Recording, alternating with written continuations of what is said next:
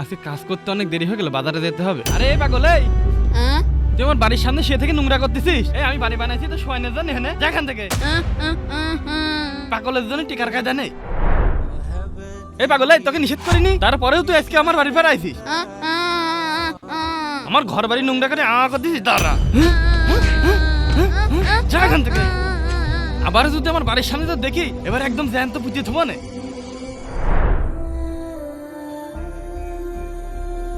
পাগল, এই তুই এখানে শুয়ে রয়েছিস। আমি একদিনের জন্য শহরে যাচ্ছি, তুই ভুলেও কিন্তু আমার গেটের সামনে যাবি না, গেলেই কিন্তু তোর হাত পা একদম ভেঙে দেবো না। ঠিক আছে। কথা যেন মনে থাকে। মালিক চলে গেছে, এবার আমি বালির সামনে দা থিয়ে থাকি, এবিটা তো আমারই বালি। আরে নোমান ভাই, আপনি কোথায় গিয়েছিলেন? আরে আমি তো একদিনের জন্য শহরে গিয়েছিলাম। ভাই আপনি বাড়ির সামনে যে পাগল থাকতো না, তার কি হয়েছে জানেন? শোনেন।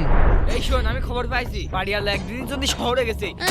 তোমরা গালা তুলি আর তো পাগল জ্বালা খাইলো, দাদা তো দেখছি। আরে পাগল তো মরিয়ে গেছে। এই তাড়াতাড়ি বলা, পাগল মরিয়ে গেছে।